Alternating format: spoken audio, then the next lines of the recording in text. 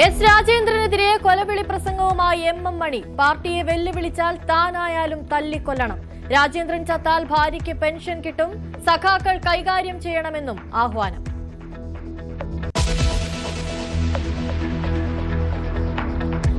വിളപ്പിൽശാല സർക്കാർ ആശുപത്രിയിൽ ചികിത്സ വൈകി രോഗി മരിച്ചെന്ന ആരോപണത്തിൽ CCTV ദൃശ്യങ്ങൾ പുറത്ത്.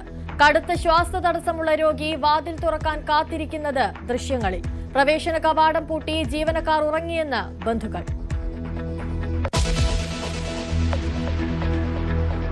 തെരഞ്ഞെടുപ്പിൽ ഒറ്റയ്ക്ക് പോരാടാൻ വിജയ്. TVK ആരുമായും സഖ്യത്തിനില്ലെന്ന് പ്രഖ്യാപനം. ഒരു സമ്മർദ്ദത്തിനും വഴങ്ങില്ലെന്ന് CBI അന്വേഷണം പരോക്ഷമായി സൂചിപ്പിച്ച് വിജയ്.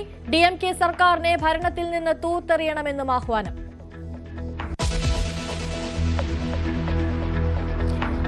അതിവേഗ റെയിൽവേ പാതയുടെ കാര്യത്തിൽ സംസ്ഥാന സർക്കാരിൽ ആശയക്കുഴപ്പം. റെയിൽവേ ചുമതലയുള്ള മന്ത്രി എന്ന നിലയിൽ തന്റെ മുന്നിൽ ഒരു ഫയലും വന്നിട്ടില്ലെന്ന് മന്ത്രി അബ്ദുറഹ്മാൻ. ഭാരതപ്പുഴയ്ക്ക് കുറുകെ പാലം വരുന്നതിനെ പോലും എതിർത്തയാളാണ് ശ്രീധരനെന്നും മന്ത്രി. ഔദ്യോഗികമായി അത്തരത്തിലുള്ള അറിയിപ്പ് എന്റെ വകുപ്പിൽ വന്നിട്ടുണ്ട്. റെയിൽവേയുടെ ചുമതല വഹിക്കുന്ന ഒരു മന്ത്രി എന്ന നിലയിൽ എന്റെ വകുപ്പിൽ അത്തരത്തിലൊരു ഫയൽ വന്നതായിട്ട് ഇന്നലെ ഞാൻ പരിശോധിച്ചു, കണ്ടിട്ടുണ്ട്. അതിവേഗ റെയിൽ പാതയെ പിന്തുണച്ച് VD സതീശൻ.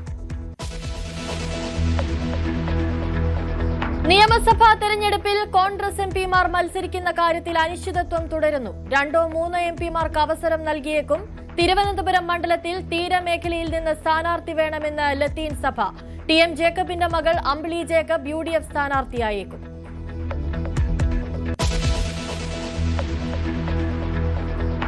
NSSുമായി അനുനയ നീക്കത്തിന് BJP. PS ശ്രീധരൻപിള്ള പെരുന്നേലെത്തി. NSSുമായി തർക്കമില്ലെന്ന് വിശദീകരണം.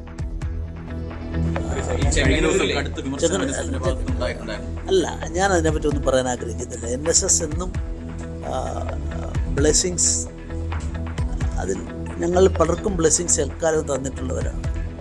അതുകൊണ്ട് നന്ദിപൂർവ്വം അതിനെ സ്മരിക്കുന്നയാളാണ്. ശ്രീധരൻപിള്ളയുമായി രാഷ്ട്രീയത്തിന് അതീതമായ സൗഹൃദമെന്ന് സുകുമാരൻ നായർ.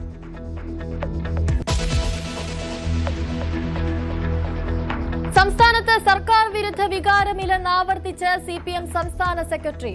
ഗൃഹസന്ദർശന പരിപാടിയിൽ ഇത് ബോധ്യപ്പെട്ടെന്ന് വിശദീകരണം. വിവാദ പരാമർശത്തിൽ സജി ചെറിയാനെ വിമർശിച്ച് G സുധാകരനും പാലോളി മുഹമ്മദ് കുട്ടി. എനിക്ക് വേറൊന്നും പറയാനില്ല. അദ്ദേഹം എല്ലാ കാര്യങ്ങളും അദ്ദേഹം ശ്രദ്ധിച്ച് ചെയ്യണമെന്നുള്ളതാണ് ഇപ്പം എല്ലാവരും പറയാം. അദ്ദേഹം അംഗീകരിച്ചത് അതൊക്കെ തെറ്റായ പ്രസ്താവനയാണ്. അതിന് ഒരു അടിസ്ഥാനമില്ല. പ്രസ്താവനകൾ പാടില്ല എന്നുള്ളത് തന്നെയാണ്. അതെ.